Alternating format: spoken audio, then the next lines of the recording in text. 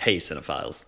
The Northman is a bone-crushing, blood-letting, lava-spewing Viking revenge saga based on the legend of Amleth. It is a rarefied and risky big-budget studio film from an auteur writer-director and a passion project for its body-bearing star, for which I had great expectations and certain reservations. Going into 2022, The Northman was my most anticipated film of the year. My case was simple. Exhibit A, The Witch. Exhibit B, The Lighthouse. Exhibit C, Vikings, because they're cool as hell. And Assassin's Creed Valhalla has been one of my most treasured escapes during the pandemic. I've previously heralded writer-director Robert Eggers as the most exciting filmmaker to emerge in the last decade, crafting a pair of unflinching horror folktales for mature audiences that revel in the peculiarities of their settings and summon otherworldly performances from their intimate casts. With his third feature, The Northman, Eggers is operating on a larger and grander scale than ever before. To put this into perspective, The Witch cost $4 million to make. The Lighthouse cost $11 million. The Northman, meanwhile, has a reported budget anywhere from $70 to $90 million. Wow. It's mystifying to me that a studio would look at Eggers' first two films and then grant him a big budget production. While they are both critically acclaimed, and The Witch was a commercial success due to its small budget, they are the antithesis of mainstream and, quite literally, artsy-fartsy films. Of course, the mere prospect of a filmmaker like Eggers helming a film of this budget and size is exciting, but making the jump to a quote-unquote studio film comes with a certain amount of anxiety, as studio pressure inevitably leads to artistic compromise. Well, I can now dispel my cautious optimism with elated relief, because not only does The Northman live up to my Valhalla high hopes, it's a testament that a filmmaker like Eggers can stay faithful to his vision and the kinds of stories he wants to tell when working on a production of this size. That's one of the big takeaways and triumphs of the film. Honestly, from the opening shot to the last shot, and at just about every interval in between, it's abundantly clear that The Northman is the work of a visionary storyteller, one in particular. This is a Robert Eggers film through and through. Nobody else would have made The Northman, and if someone did, they certainly wouldn't have made it like this. That's not to say Eggers had carte blanche. He's been pretty transparent that this was the first film on which he didn't have final cut, for the reasons I've already laid out.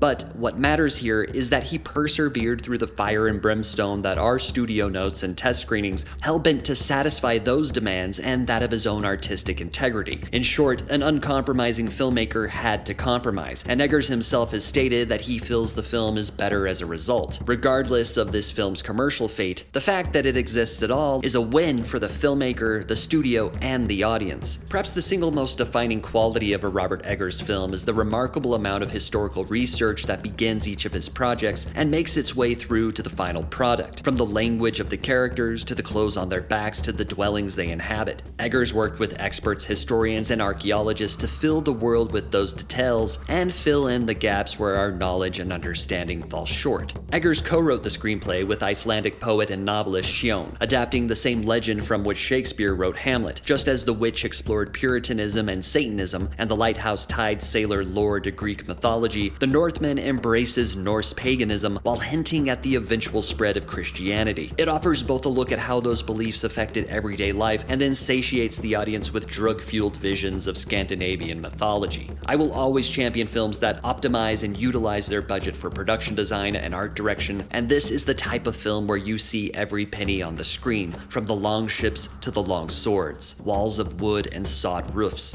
Cinematographer Jaron Blaschke, Oscar nominated for his work on The Lighthouse, has DP'd all three of Eggers' features to date and is undoubtedly his key collaborator. They shot the entire film, including all of the action, with a single camera and several scenes in uninterrupted shots. This effectively captures the absolute brutality of the Vikings amidst the absolute beauty of Scandinavia, the juxtaposition of which is staggering. The film was shot on location in Ireland, Northern Ireland, and Iceland. Among the unsung heroes of filmmaking are location managers, and Naomi Liston deserves immense credit here for finding and securing these untamed locales. In 2020, production was shut down due to the pandemic, but a silver lining appeared when they returned to the village set and found nature had adopted it into the landscape, making it feel like a permanent fixture among the rolling hills and an era-accurate representation of a Viking village. Another of Eggers' collaborators on both The Witch and The Lighthouse, composer Mark Corbin, was not part of this crusade. The production instead tapped first-time film composers Robin Carolyn Northman and Sebastian Gainsborough.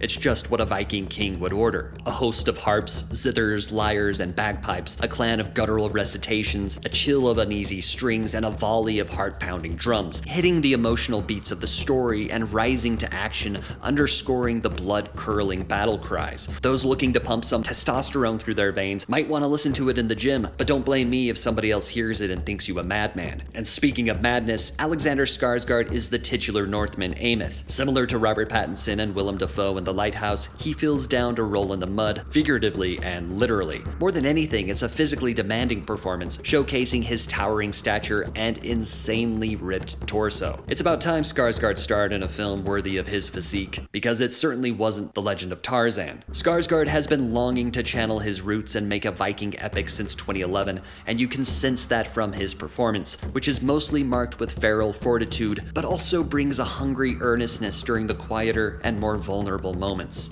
Ethan Hawke and Nicole Kidman play Amleth's king and queen parents, while Claes Bang plays Fjolnir, Amleth's uncle, and the object of his revenge. Without getting into details, they each get the opportunity to show their wild side, and I was pleasantly surprised by all three of them. Anya Taylor-Joy, who has been wanting to work with Eggers again since her big break in The Witch, plays Olga, a Slavic slave and a self-proclaimed sorceress. She's as beguiling as always. It's a full-on witch reunion with small roles from Kate Dickie and Ralph Ineson, while the old wiki himself and patron saint of Cineflect Willem Dafoe shows up to add fuel to the wildfire, and Björk plays herself. Midway through the film, I was taken aback by just how straightforward the vengeance plot seemed to be taking shape, and then, as if addressing that very reaction, the narrative indulges and convulses. It purposefully raises questions on Amleth's directive, calling into question the blind loyalty that ties fathers and sons. In a patriarchal world, it considers the matriarchy and in unexpected ways. It signposts that bloody path of revenge with condemnation and determination. In addition to my deep admiration for the way Robert Eggers writes and directs films, I feel especially programmed to fall for The Northman. I'm a sucker for father-son stories, a lifelong medievalist, an admitted slut for worthwhile long takes, and a proponent of ambitious and adventurous productions such as Agira: The Wrath of God, Apocalypse Now, and more recently, The Revenant and The Lost City of Z. Films that, when faced with the choice to go big or go home, not only choose the former, they go to the jungles and the tundras and the mountains to make an artifact of cinema that you'll never forget. The Northman does just that. And while I hope we'll be able to see a director's cut someday, somehow, thank Odin we got to see this at all. Have you seen The Northman? If so, what did you think of the film? Let me know in the comments below. I'll see you down there.